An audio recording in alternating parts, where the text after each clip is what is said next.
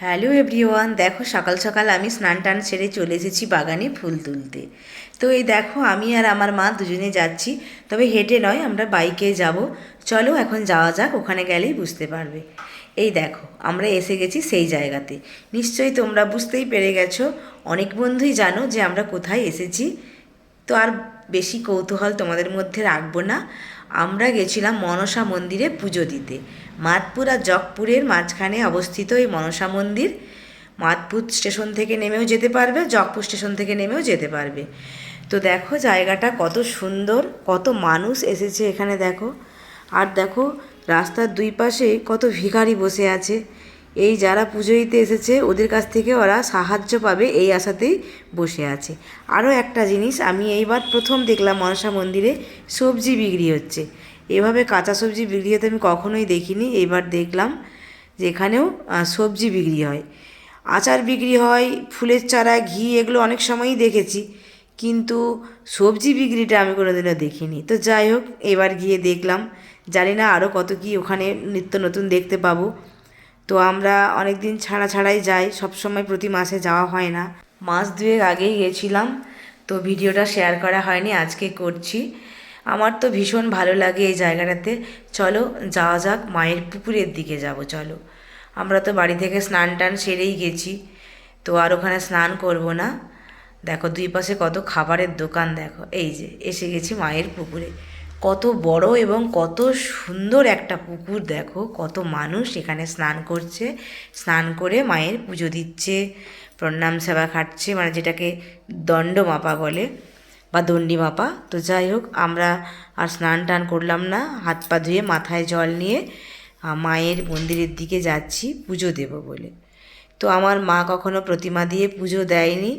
মায়ের অনেক দিনের ইচ্ছে ছিল যে মনসা মন্দিরে প্রতিমা দিয়ে পুজো দেবে, তাই এইবার সেই ইচ্ছেটা পূরণ হতে চলেছে। চলো যাওয়া যাক মন্দিরের ভেতরে। এই দেখো কত মানুষ দণ্ডি মেপে যাচ্ছে।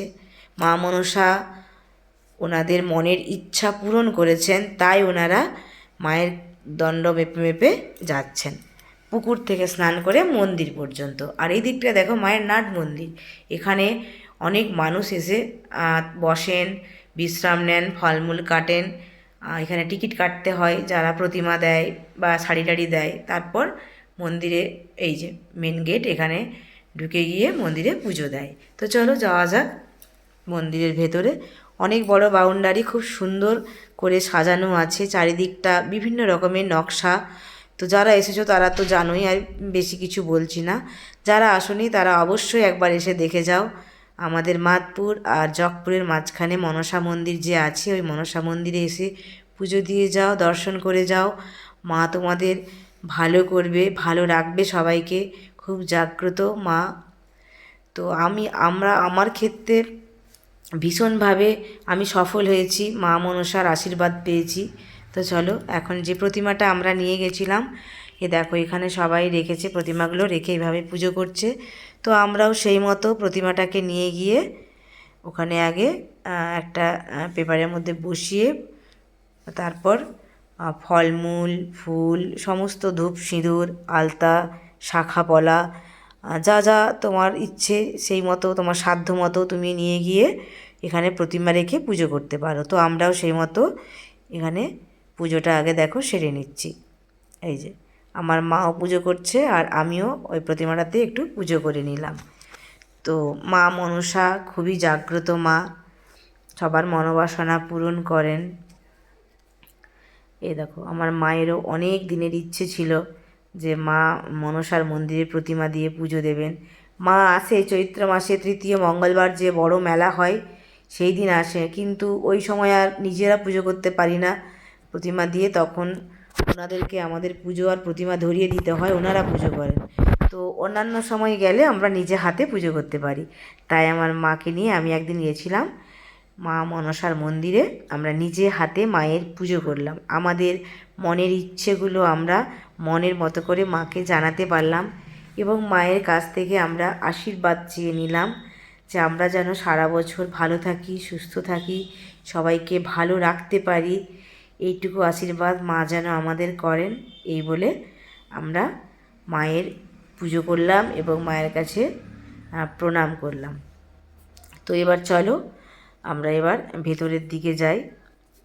ভেতরে মানে বাউন্ডারির ভেতরেই আমরা আছি আসলে।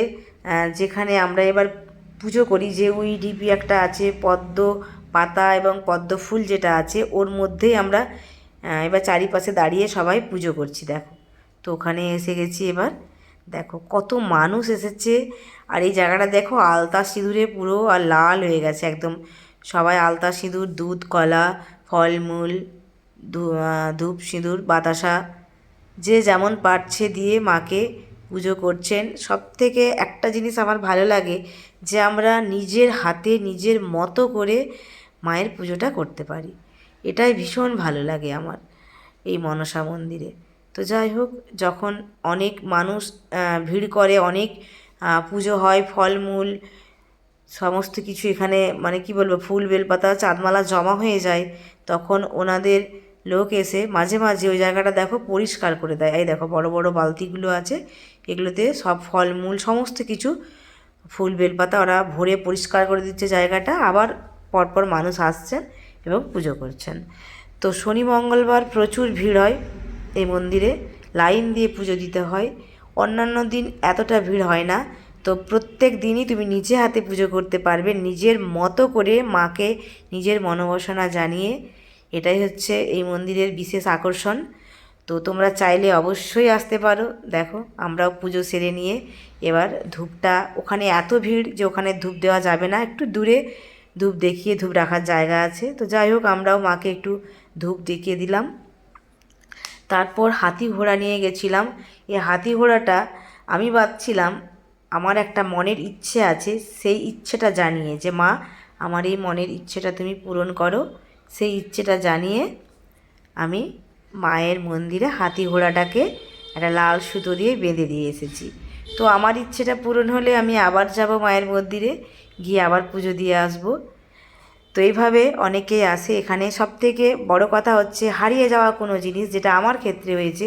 ধরো কোনো জিনিস একটা আমার হারিয়ে গেছে বা আমি কোথায় রেখেছি কোনো মতেই মনে করতে পারছি না, তো আমি মা মনসার কথা স্মরণ করলে, মনে করলে আমার ক্ষেত্রে হয়েছে যে মা মনসা আমাকে সেই জিনিসটা ঠিক ফিরিয়ে দেন। বা আমি কোথায় রেখেছি আমি হয়তো মনে করতে কোনো মতেই পারছিলাম না, কিন্তু আমি সেটা ঠিক আমার মনে পড়ে যায়। মানে এরকম একটা ব্যাপার আমার ক্ষেত্রে হয়। তাই আমি মাকে খুব বিশ্বাস করি এবং ভরসা করি। তো তোমরা চাইলেও আসতে পারো এখানে। এ দেখো আমি আমার মনের ইচ্ছাটা জানিয়ে হাতি ঘোড়াটা লাল সুতো দিয়ে বেঁধে দিলাম।